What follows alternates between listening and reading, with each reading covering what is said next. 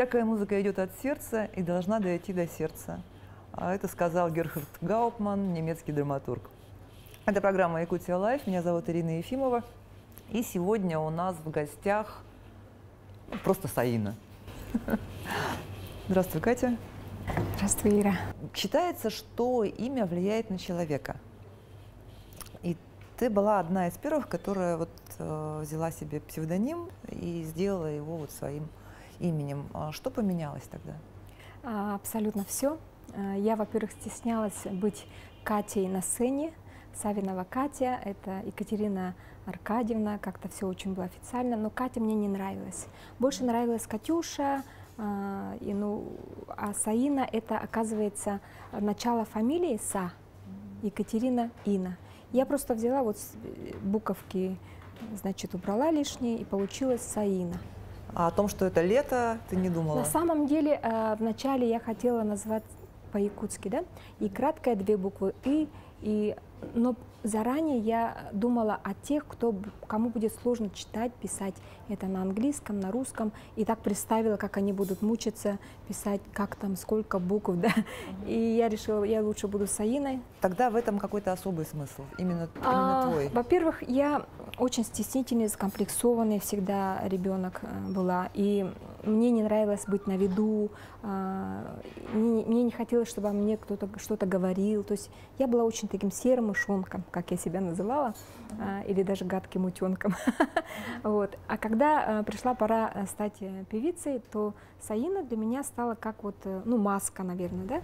Я пряталась за эту маску. Образ такой, то есть вышла Саина и поет Саина, и обсуждает ее. Да, роль. Вот. То есть Катя Савина всегда была, а роль Саина — это как выхожу на сцену Саина, тут Катя. У меня почти двуличие, наверное, было, да? Хотя эта Саина мне помогла быть больше уверенной, не бояться сцены. И вообще этот образ артиста мне дал очень большой толчок, наверное, в пути моем личностном пути. Вот ты разграничиваешь, да, Саина и... Раньше было так, сейчас я полностью опять Савинова Екатерина, как-то все уже полноценно. То есть я целостно к себе отношусь, как я есть, я уже не боюсь, не стесняюсь, и все со мной сейчас уже в порядке, гармонии. Ну, за 25 лет, поздравляю, кстати, 25 лет на сцене, у тебя очень много титулов там разных, да, что ты сама для себя считаешь самым главным, самым важным? Да, я занималась достигаторством, потому что когда мне говорили, ты не так поешь, не так, там что-то все время не так, что-то не то, и мне видать, хотелось доказать, что я это умею. И я шла и училась, как фольклору, там, джаз, классики, и столько репертуар у меня стало намного такой обширный, да, что я уже пою на 30 языках, и мне стало интересно, как музыканту, легкая атлетика, пятиборье, а здесь что я еще смогу петь, какие ноты я смогу еще взять, что я еще смогу, ведь я же не умела это всего, я же стеснялась, то есть мне просто такой спортивный интерес был. И когда я достигала этих нот, либо каких-то там жанров, я удовлетворялась тем, что, это я взяла эту высоту, молодец, и так и привычку вошло, то есть все время цель. И сейчас я более-менее тоже спокойно, думаю, набрала огромный опыт, теперь я уже могу делиться этим опытом, что я набрала за все эти годы. То есть новый период настал, да? Да, мне нравится больше делиться, и хотя этот путь я должна была пройти, именно достигаторство, чтобы 20 стран у меня было, да, что я умею все петь, что я такая молодец. Теперь я знаю, как любому человеку открыть этот его природный голос. А прямо у любого человека есть голос? Абсолютно. Любой человек талантливый, каждый человек талантливый от природы, потому что природный голос, он дан нам при родах, при рождении и при своем роде. Я просто отождествляю с собой, если я это смогла петь, если я это смогла изучить, научиться, то может любой человек, потому что меня никто не слышал. Я была вот тихим, стеснительным вот, да, ребенком. Но какие-то способности же были все равно, наверное. Я единственное, Ну, что в школе где-то выступала на праздниках, нет? Не было такого? Да, как все дети. Или просто вот в расческу пела там? Как все дети. Я, конечно, давала концерты домашним, да, домочадцам, вот концерты. Но все это было на уровне, как у всех. Хор, музыкальная школа, фортепиано. Это было все как у всех. И я очень боялась сцены, и прямо такой цели быть певицей у меня не было. Но зато аранжировщиком я хотела стать. А как получилось, что... Я думаю, что вот специально меня свели мои предки, чтобы я прошла этот путь. И желание у меня было после, наверное, операция была, то есть, получается, аппендицит, и лежала месяц в больнице. И там я подумала, что я хочу. Сколько тебе лет тогда было? Тогда было мне, ну, мне уже дочка была, 23, 20, где-то так, наверное, 24 года, да? И я подумала, все, надо мне исполнить мою мечту. И я вышла и записала первую песню. Мне сказали, о, неплохо поешь, может из себя сделать звезду и так далее. И я подумала, почему нет? То есть какие-то страхи ушли, потому что был такой момент дискомфорта, да, когда ты лежишь в больнице, и ты мечтаешь исполнить свою мечту. Или сейчас, или никогда. А мечта была именно стать певицей или спеть просто? Ну, видать, я хотела быть на сцене, мне же родители все музыканты, артисты, поэтому мне хотелось выйти на сцену, но у меня был страх выйти одной. И я даже себе придумала цель выйти, значит, я дала заявку ансамбль Туймада. И тебя не приняли? Нет, ну я написала, говорю, возьмите меня в певицы, потому что их там 8. А ты там за ними затеряешься? Да, то есть я уже нашла, у меня была стратегия выйти не одной. Ну, конечно же, меня не взяли. А почему не взяли? Ну, наверное, письмо не дошло, и слава богу, тогда открылась студия эстрадного искусства Юрия Егоровича Платонова, нашего первого наставника, народного артиста, да, республики. И оказывается, это была самая первая фабрика звезд, 90-й год. И я туда поступила, но во мне заметили не голос, а то, что я умею играть, что я пианист. Вот. Поэтому я играла всем аранжировки. Тогда не было понятия минусовки, фонограммы. Все играла, всем звездам. И распевки вот эти играла. Была концертмейстером. А потом? Потом я вышла на сцену в трио было у нас. Тоже все время мне хотелось группа, но не сольно. И на тот момент я уже, когда концертмейстером была, я поняла, что такое уроки вокала. Я уже слышала, как он преподает, вообще как он открывает голос, да, любому человеку. И я тогда не знала, что это мое предназначение основное.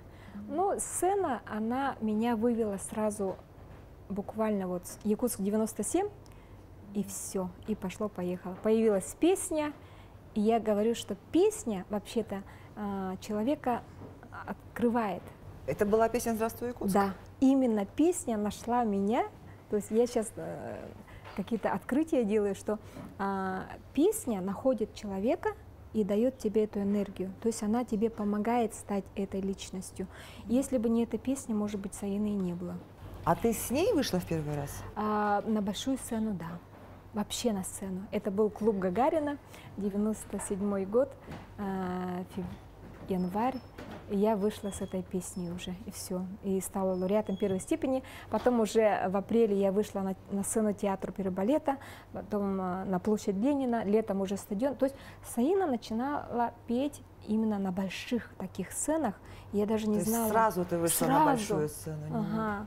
И когда через год или два я уже поехала на гастроли, для меня 150 человек, это было наоборот как-то так интересно. Ой, люди так смотрят на тебя, так интересно. Я же привыкла к стадионам, там, площадям. А как эта песня тебя нашла? Я знаю, что ее написал Николай Гринько, который... Слова. А Александр Болознев написал музыку. Это ребята, мы тогда все записывали мой альбом на студии звукозаписи «Соли Тутти». Болознев Александр, он тогда уже сочинил эту песню, и Коля только потому, что появился конкурс 97, Якутск 97, и они написали эту песню. Потом был конкурс песен про Якутск, да? Да. Раньше каждый год был. И эта песня, когда была написана, они мне ее показали, я подумала, боже мой, неужели я буду петь эту песню? И вот эти ноты для меня казались такой высотой, что я аж волновалась, у меня не удавалось это петь, было тяжело, кстати, да. Эта песня стала лучшей песней года и лучшей песней о Якутске. То есть эта песня сама живет своей жизнью уже давно. И, кстати, сейчас уже к 25-летию я организовала в онлайне конкурс, и теперь ее поют на якутском, на французском, на английском, на китайском. Кстати, клуб Тайдзисфянь тоже исполняют и поют на китайском. То есть песня — это большая энергия. Но причем, если конкурс был каждый год, да, там были какие-то победители каждый год, но ведь именно эта песня стала неофициальным гимном Я города. Не была гран-при, я вообще никогда не побеждала. То есть это даже не гран-при было? Нет. Я всегда была вторым местом. Поэтому, наверное, мне это помогало дальше еще двигаться, не стоять на месте. Как ты потом начала вот петь на разных языках, интересоваться культурой разных народов? Мой первый альбом, он был на 2 языках, уже русский язык и якутский. И даже английский у меня, кстати, был. 3 языка. Но когда я в то время пела только эстрадные песни, да, мне ничего интересного не было, поэтому я фольклором вообще не интересовалась. Но так получилось, что я была вот на камлане эвенкийского шамана, и я увидела настоящее камлание, и тогда я очень скептически к этому ко всему относилась.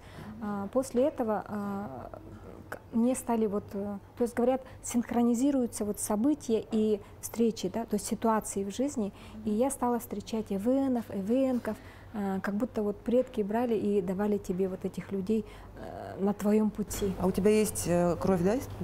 Да, северная. То есть я выросла в Булунский улус, поселок Кисюр, у меня бабушка эвенкийка, и поэтому я выросла на крайнем севере.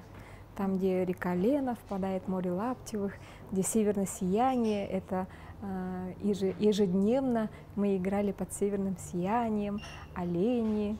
Вот эту культуру северную я впитала в себя, но летом мы уезжали в Чурапчу, на родину к бабушке, дедушке, а там, наоборот, якутская культура. И вот когда у меня репертуар расширялся, я поняла, что, оказывается, все это идет с детства. То есть ты и вроде северных корней, и у тебя есть якутские корни, и ты получается, что в тебе все есть. Ты никак не можешь это разделить, и репертуар начал расширяться потихоньку. То есть мне стало интересно языки коренных народов Севера, потому что я удивилась, что на тот момент языки, оказывается, есть. Оказывается, есть носители языков. Я была очень удивлена, и, конечно же, удивилась, почему это мы не знаем об этом. Потом узнала, что есть песни, и появились друзья, оленеводы. Я стала собирать материалы. Мне гастроли стали интересны, когда я стала собирать параллельно материалы у бабушек, дедушек. Везде ходила с диктофоном, библиотеки, ноты, песни искала фольклорные. Вот такая потребность у меня появилась. И к 2005 году я собрала уже целый альбом. И поняла, что надо такой альбом создавать. И этот альбом, кстати, туда вошли все вот песни коренных народов наших, да, и Асохой 3 вида. К тому моменту я там научилась чуть-чуть там кылгах петь, хотя я вообще русскоязычная была, училась в русской школе, и мне это стало интересно все это изучать. Когда этот альбом вышел, очень много коллективов, почти вся республика стали применять этот репертуар. Потом они меня поздравляли и благодарили, что они победили там какой-то конкурс в Турции, еще где-то. Это было так интересно, надо же, думаю, тоже репертуар пошел и стало интересно. То есть ты эти песни просто собрала и оформила? Да, то есть для меня вот аранжировка — это номер 1. 80% успеха в песне все-таки считаю аранжировка удачная. И одно дело, у меня есть вкус как бы собирать хиты, что ли. Мне всегда говорили, у тебя нюх на хиты. Вот. И, ну, наверное, музыкальное образование сказалось. И мне всегда, если я создавала альбом, я очень к этому относилась, ну, трепетно, с таким прям. То есть не каждая песня достойна войти там в альбом, да? Да, я с аранжировщиками очень так работала, ответственность такая была, и думала, то есть каждый шаг, вот каждая песня, каждая нота, она была прямо вот прожита, можно сказать. И я выпускала каждый альбом в Москве. Ты специально ехала туда, потому что там звукозапись. Фольклорные песни в современной аранжировке в твоей, да, да, получается? стилизованные. Ага. А вот ты поешь на 30 языках, да? На 30 языках. Ты всегда понимаешь смысл? Когда я пою на языке другом, я обязательно встречаю носителя. То есть это не просто вот выбор песни, да? Это я, значит, кого-то встретила, носителя языка, либо я побывала в этой стране. Началось все с Японии. В 2004 году делегация якутская поехала представлять Якутию в российском посольстве в Токио. И моя первая страна, кстати, была Япония. И там мне дали задание. Первый раз за границу ты вообще попала? Да, первый раз. Кстати, я еще вот, когда мне открыли природный голос, я еще брала уроки вокала в Москве, потому что я поняла, что мне надо развиваться. То есть вот эти ноты «Здравствуй, Якутск» — это был мой предел, и я поняла, что я там, ну, задыхаюсь, мне не хватает дыхания, мне надо учиться, и я вообще люблю обучаться, учиться. Нашла себе преподавателя и ездила 3 года подряд в Москву. После этого, когда я услышала свой голос, он такой громкий, огромный, такие ноты я стала брать, у меня жизнь стала меняться. То есть, оказывается, вот есть такая фраза: насколько ты реализован в этой жизни, настолько это отражается в твоем пространстве. Кошельке. Есть такой, да? Я говорю, если насколько у тебя широкий диапазон голосовой, да, настолько у тебя и жизнь становится безграничной. И вот когда у меня появилась эта до диез, который я вообще не могла петь раньше, и меня сразу пригласили за границу. Я подумала, куда я еще хочу? И так получилось, что в Японии я спела фольклорный материал, этнический материал. Я очень переживала, волновалась, конечно. И этот день я никогда не забуду. Это как бы мое крещение, что ли, было, да? А потом уже пошло-поехало. И мне дали задание спеть на японском языке. Это был первый язык вообще из этой копилки. Оказалось, очень простой язык японский. Потом меня пригласили через 3 месяца в Монголию. Вот. Пришлось найти носителя. У нас он есть в Якутии. Балдорш в Хатасах живет. Он играет флейтист. Еще. Флейтист. Да. Ага. Я ездила в Хатасы. Очень сложный язык оказался. Далее меня пригласили в Болгарию. Это за 1 год я посетила 3 страны. А до этого границы не было? Ни разу. Это как портал какой-то открылся, путь. И в Болгарии меня пригласили на передачу типа вот «Вечерний Ургант», да? Тогда был Славий, очень популярный ведущий, и я попала на самую популярную передачу, и уже автографы там раздавала. Оттуда я привезла альбом на болгарском языке. Ну вот, то есть каждый язык — это знакомство со страной либо носителем. Соприкосновение с культурой, да. В общем. То, когда я пою вот на этих языках, мне кажется, что я чувствую эту страну, либо этот народ, менталитет через песню. Вот. И смысл, естественно, понимаешь, да? Конечно, я обязательно работаю с носителем и обязательно проверяют меня на произношение. И когда меня поймут, вот тогда я только иду петь. То есть ты поешь еще и без акцента для них, да? Да. Очень много языков. Скрупулезная вроде бы работа, но мне это нравится. То есть я сама себе нахожу развлечения, какие-то новые проекты, и мне это очень нравится. Даже будучи в Канаде, меня пригласили на македонское телевидение. Я на македонском даже спела, абсолютно без акцента. Крайний язык был вот армянский, да, потому что у меня подруга из Армении в Москве, Она доктор. И я говорю, вот мы с тобой дружим уже сколько. Ты мне, говорю, песню, когда вот я выучу, ой, Сирун, Сирун и так далее. И она тоже воспряла духом, потому что она говорит, я не умею петь. И таким образом мы вместе с ней пели почти дуэтом и выучили эту песню. То есть это целый процесс, как бы дружба между народами, это очень быстро сближает. То есть музыка всегда поднимает дух, укрепляет дух любого человека. Не могу не вспомнить проект 9 мая 2 года назад. Ой, огромная тебе благодарность, потому что я попала в этот музыкальный батальон прямо вот когда уже всех набрали. Последнего года. Да.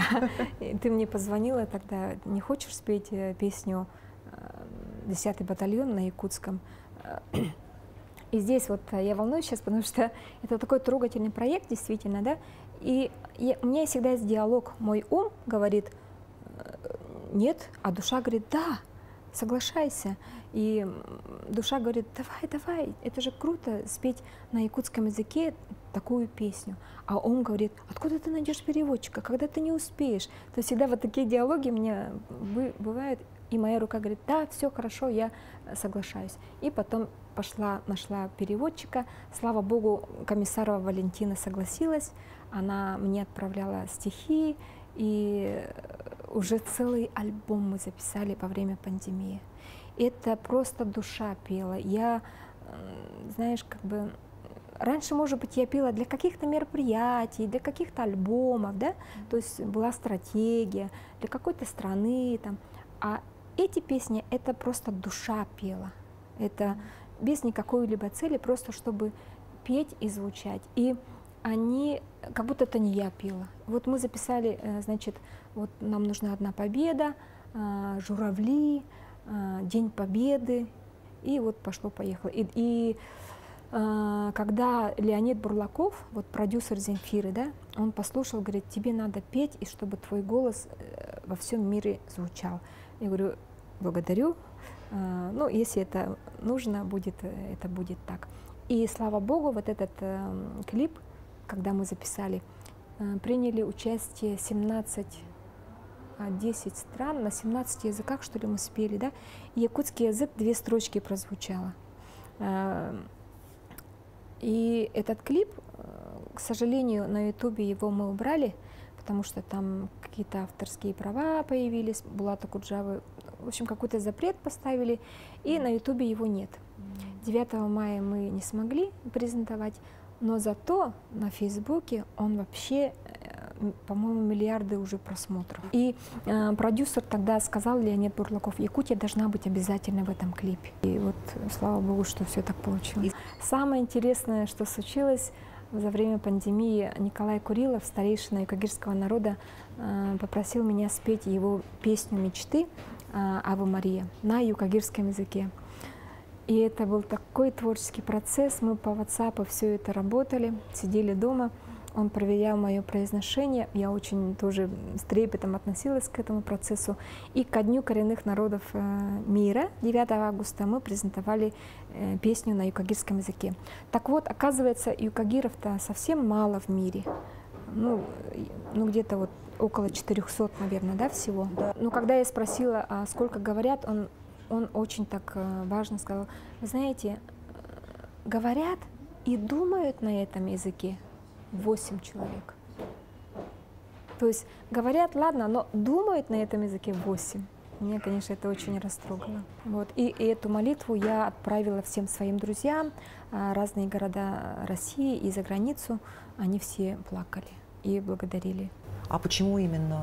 А это его любимая песня. Николая Курилова. А как ты попала в жюри конкурса «А ну-ка все вместе»? Тоже интересный такой период моей жизни. Я уже 4-й год сижу в вокальных экспертах, то есть жюри, самого большого жюри, где сотни экспертов, не 4, да, а сотни. Во главе нашей сотни Сергей Лазарев, ведущий Николай Басков. Я нахожусь в этой сотне уже как... У нас есть ветераны сотни, и очень большая текучка звезд. Звезды приходят, уходят. А ты сидишь? А я сижу. Вот. И, конечно, я хотела быть певицей российского уровня, международного уровня. Но когда я поняла, стала читать знаки, да, если у тебя одни двери закрыты, то не надо мучиться, страдать и стучать в эти двери. Надо искать другую дверь. Да, есть другая дверь. И как ни странно, когда я стала преподавателем по вокалу, у меня двери все стали открываться, в том числе на российский федерального уровня канал. Очень просто меня нашли в интернете, потому что я преподаю вокал, и предложили пройти кастинг. И, в общем-то, я прошла, и вот уже 4 года сижу. Мне очень интересно в том плане, что я повышаю квалификацию свою. Мне нравится оценивать и смотреть, и слушать комментарии, потому что в сотне есть буквально очень много преподавателей высших учебных заведений России, да, музыкальных и так далее. И очень интересно быть в этой сотне.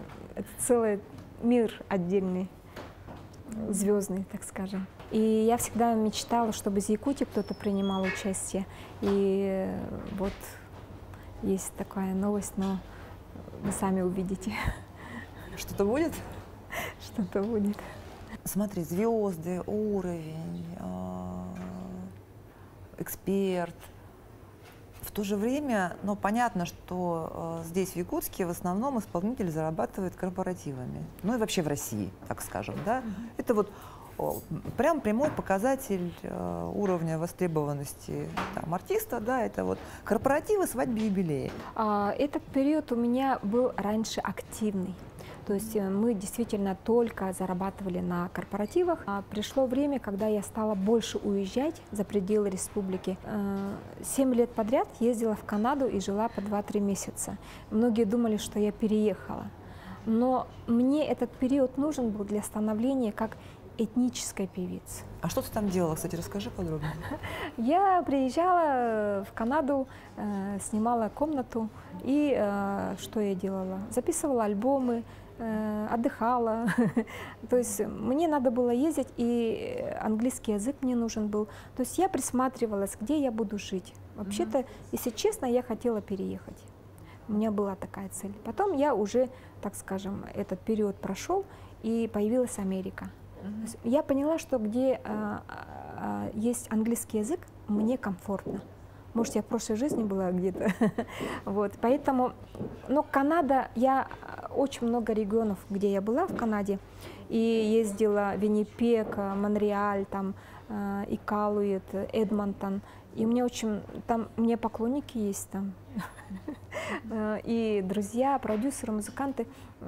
Небольшой, так, ну, Канада для меня как-то вот, наверное, как Петербург, как Тикси, вот, потому что я в Тикси, такая же погода, такой же климат. Видать, мне этого не хватало, и потом уже все, когда мы записали 3 альбома, я всегда давала концерт.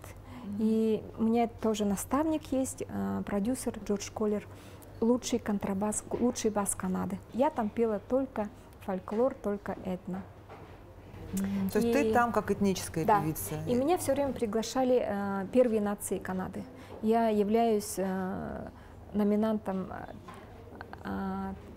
музыкальной премии первых наций Канады, ходила по красной дорожке. Потом на этой же премии меня уже в жюри позвали. То есть я уже давно международный эксперт, можно сказать. И меня всегда куда-то на телевидение тоже приглашали. И всегда говорили: ты из Сибири? И всегда вот так вот пожимали руку, говорю: сестра, приезжай еще, мы тебя ждем. И это было так интересно, потому что ты как будто у себя дома находишься. Культура очень похожая. Песни даже похожие. И как будто вот ты действительно являешься мостом, да?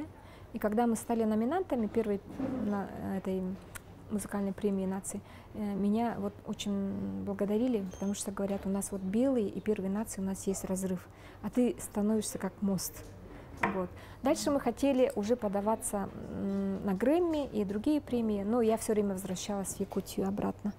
Вот. И мне нужен был язык, потом появилась Америка, я ездила на фольклорный фестиваль. То есть мне нужны были площадки. И я везде представляла Якутию. Именно все 6 коренных народов Якутии.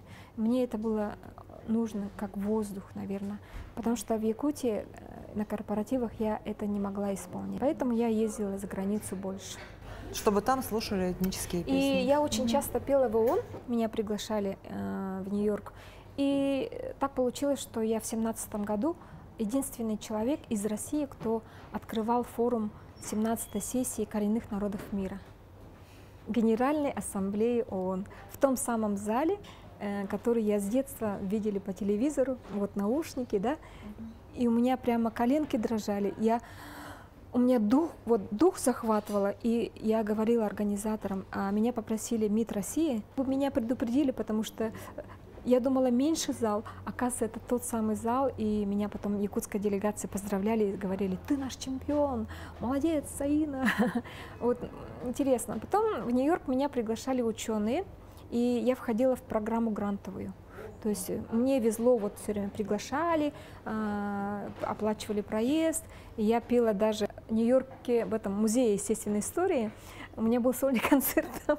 Мало кто об этом знает, но я была на таких площадках, что сейчас думаю, боже мой, где моя нога только не ступала. Я везде давала интервью о Якутии, обо всем. Все, что касается культуры, географии и менталитета и так далее. И мне это очень нравится, поэтому меня все время приглашают на разные мероприятия. И в Норвегии 3 раза была, в Монако, под эгидой ООН. И вот у меня есть вот друзья, которые всегда... И даже в Венгрию вот меня пригласили в сентябре месяце прошлого года. Я должна была опять поехать этнической певицей.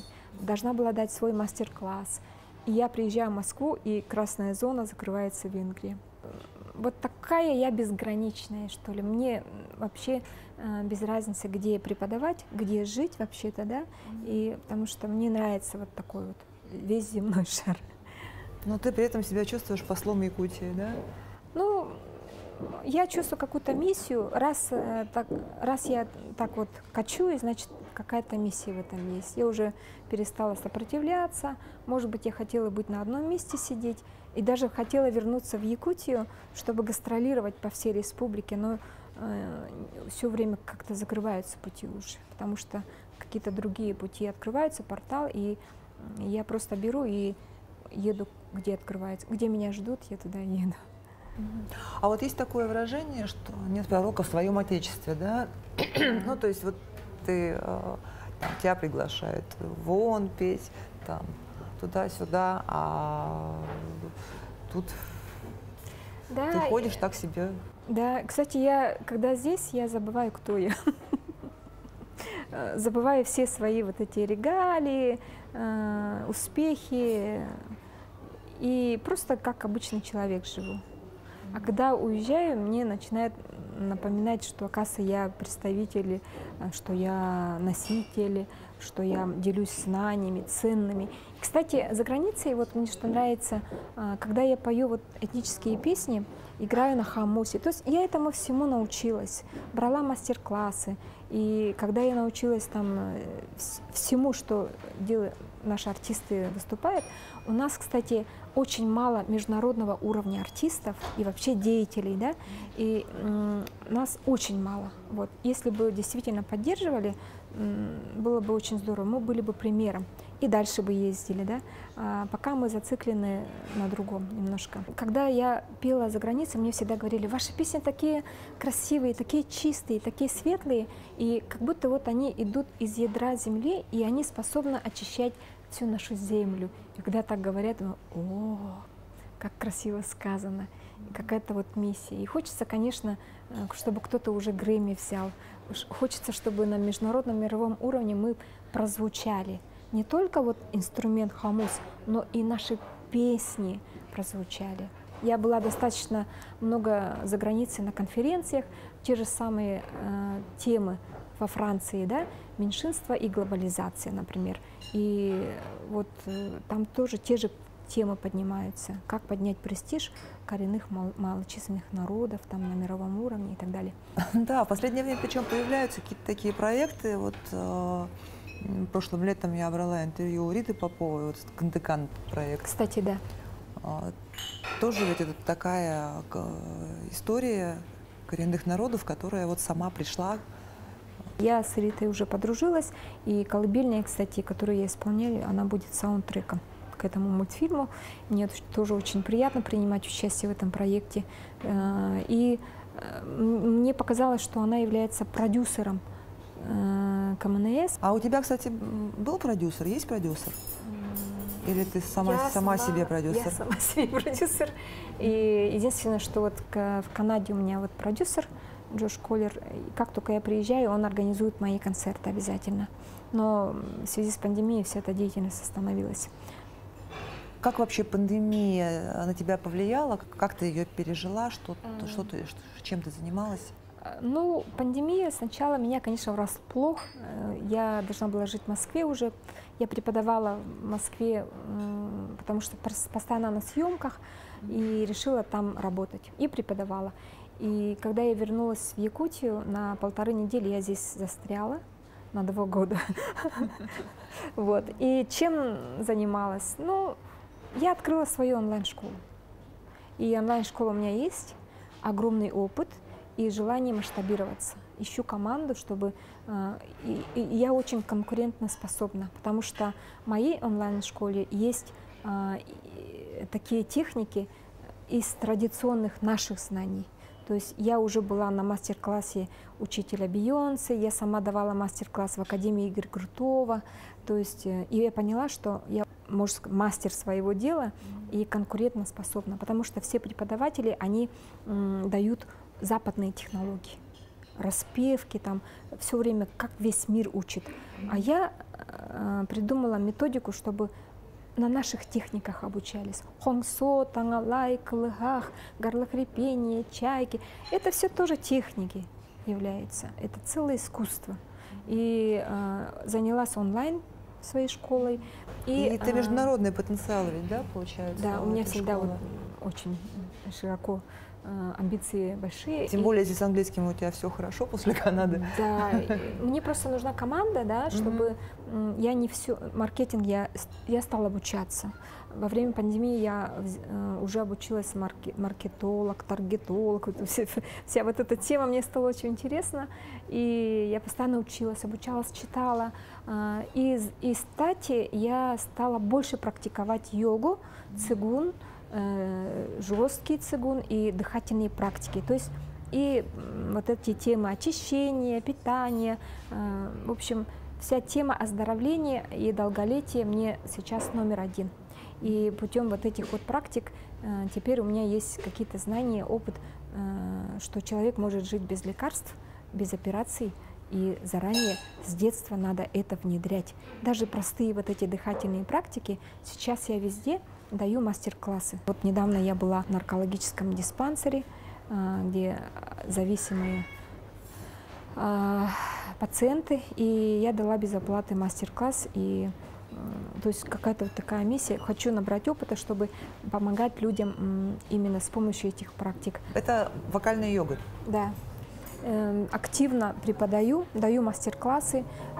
За последние вот 1,5 года я дала опять Москва, Петербург, Алтай, Хабаровск, Сочи, Краснодар, Казань. То есть и разные социальные центры в Москве я тоже давала без оплаты для пенсионеров. Потом опять волной накрывала.